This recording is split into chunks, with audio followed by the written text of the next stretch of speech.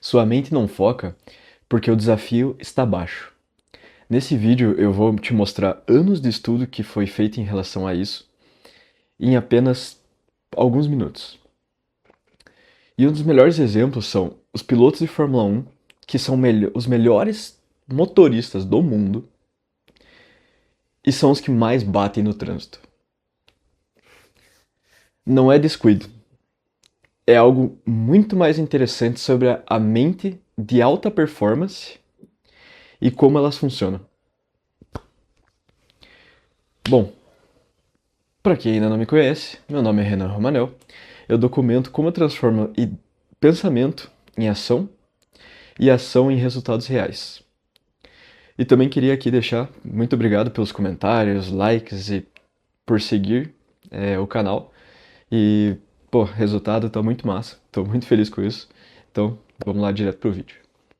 Bom, como eu falei, quando o desafio está abaixo da sua capacidade, a mente desliga. Ela simplesmente não consegue acompanhar. E ela não te entrega tudo que você precisa para fazer aquilo. Por isso que eu falei, os pilotos de Fórmula 1 são os melhores pilotos do mundo atualmente. Mas são os que mais batem em trânsito, andando devagar, às vezes passeando. Tem vários vídeos, vários relatos de piloto batendo devagar, atrás, em outro carro, em outras coisas. Porque eles mesmos falam, eles não gostam de dirigir em situações comuns. Porque eles estão tão acostumados a andar no limite, andar fazendo curva a 100 km por hora, 150 por hora, e andar sempre no limite do carro, que quando eles vão para situações comuns, andando a 20 por hora, eles não concentram, eles não conseguem prestar atenção. E isso acaba resultando em bater. Eles batem muitas vezes o carro. Mas isso não é algo que eles não sabem dirigir. Porque obviamente eles sabem, eles são os pilotos da categoria mais alta do automobilismo. E mesmo assim eles batem. E isso se mostra até mesmo numa lei chamada de Yerkes-Dodson, que foi feito estudos sobre isso e eles descobriram que existe um nível ótimo de pressão que faz a sua mente realmente focar. E você consegue fazer aquele projeto, fazer o que você está fazendo no nível mais alto da sua capacidade. Quando sua mente e seu corpo entrega 100%. E essa lei de Yerkes-Dodson, ela fala que se a pressão tem um nível ótimo, se a pressão está abaixo, você não chega nesse 100%. Mas quando ela passa, a mente desliga também. Então ela não ela tem o ponto perfeito para você conseguir se manter nisso. Um dos maiores exemplos disso foi até um dos maiores ídolos para mim e para muitos aqui no Brasil, o Ayrton Senna. Ele era o rei de Mônaco, conhecido como rei de Mônaco. Ele era a pista que ele mais conhecia, que ele ia melhor e ele dominava aquela pista e naquela época. E em 1988, o próprio Senna falou isso após a corrida, após a batida dele, que ele entrou num estado de flow, num estado de 100% fazendo aquilo, até sem estar pensando, que quando ele viu, ele estava a mais de 50 segundos à frente do segundo lugar. E ele virava 1,5 segundos mais rápido por volta do seu companheiro de equipe, que tinha o mesmo carro. E isso na Fórmula 1 é algo extraordinário, é algo surreal, acima da média. E ele mesmo falou que quando ele se tocou, quando ele parou nos boxes antes de bater, ele percebeu que estava dando voltas e voltas sem mesmo pensar, sem estar pensando no que ele estava fazendo, sem estar fazendo aquilo de forma pensada. Ele estava fazendo totalmente no automático, no subconsciente. Ele falou que a única coisa que ele via era como se fosse um túnel, que era a pista. Ele não escutava o que o engenheiro dele falava, ele não via a torcida, ele não escutava nada e não via ninguém. Ele via apenas a pista, o traçado e o que ele precisava fazer. Era como se fosse um túnel. E isso, logo após ele ter parado, até assustou a ele. esse estado que ele entrou, esse lugar que ele foi, ele falou que parecia até outra dimensão. E muitos atletas chegam nisso. Muitos atletas no ponto de maior pressão em um jogo, como Michael Jordan, Kobe Bryant sempre relatavam isso. Tom Brady era outro que relatava isso. Quando eles chegam nesse ponto máximo de pressão, que é um ponto ideal, parece que a mente desliga. É como se fosse um estado que eles entram que você não vê mais nada além do seu objetivo final. E isso eles não conseguiam forçar essa entrada. Tanto que o Senna mesmo, após ele parar e perceber que estava nesse estado subconsciente absurdo que até assustou ele saiu dos boxes e tentou forçadamente entrar nesse estado de volta. Tentou voltar para esse tipo de coisa. E por causa disso, ele bateu e perdeu a corrida.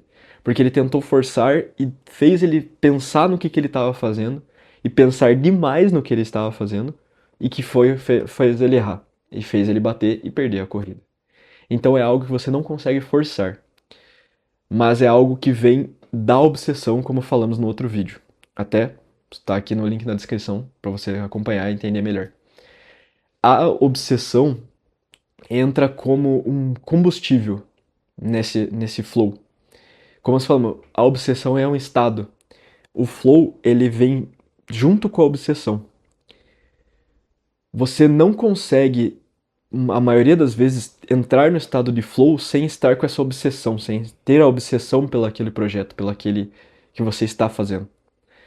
Então, quando você entra nesse flow, o ego some, o tempo parece que para. Performance ultrapassa o consciente. Você já não está fazendo aquilo pensando, você está apenas executando no seu maior nível possível. E até a neurociência estuda e fala que é a hipofrontalidade da sua mente, que é o córtex pré-frontal, que ele é responsável pelo pensamento ruim, pelo não consigo fazer isso, será que vai dar errado? Ele entra em segundo plano.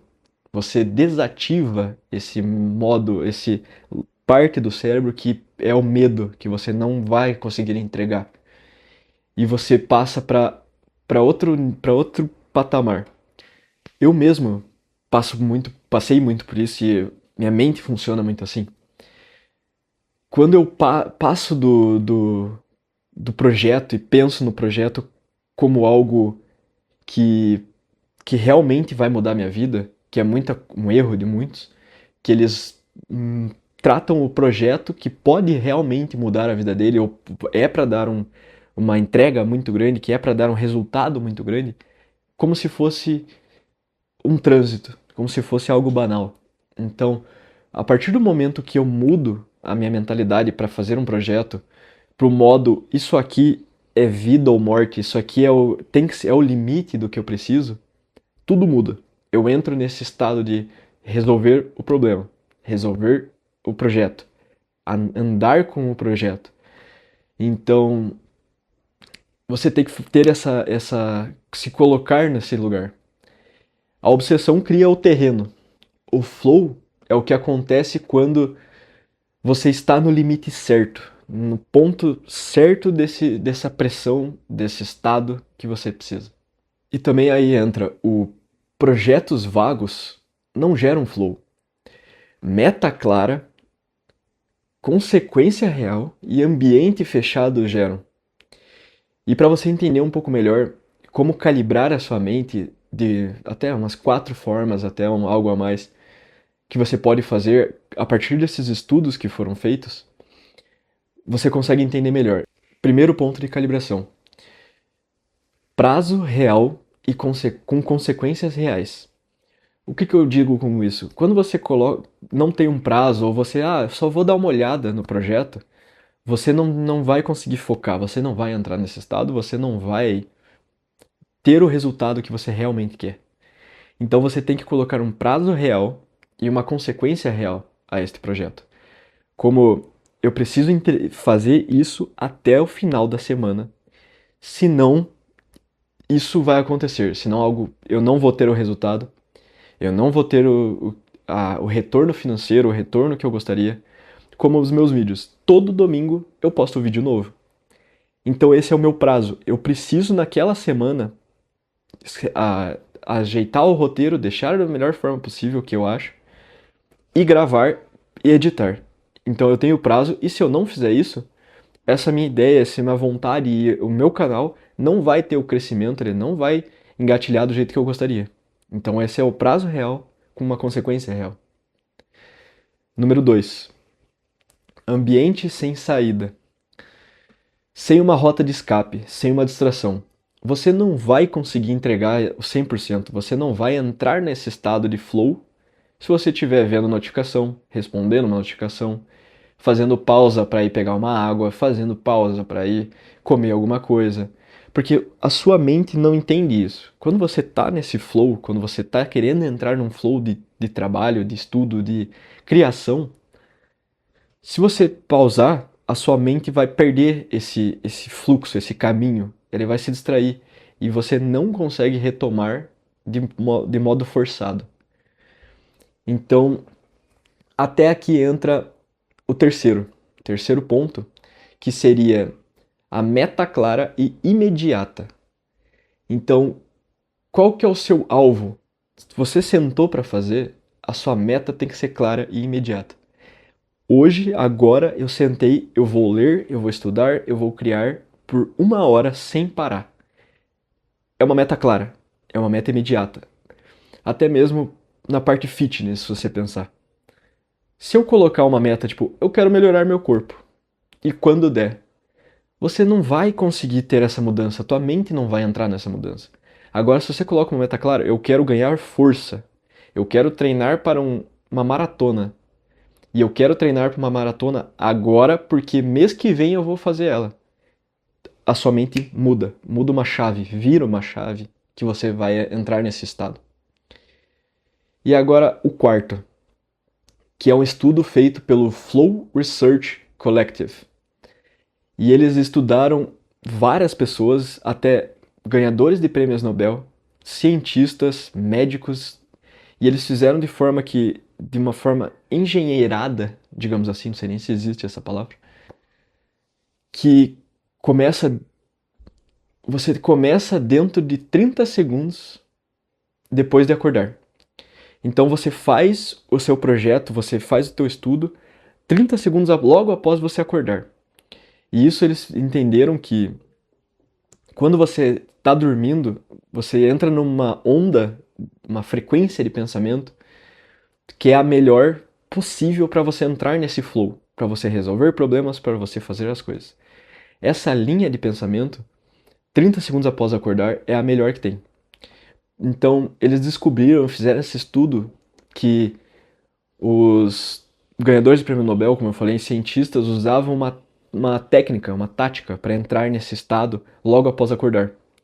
Que era, eles seguravam uma esfera na mão, ou algo pesado, em cima de um prato.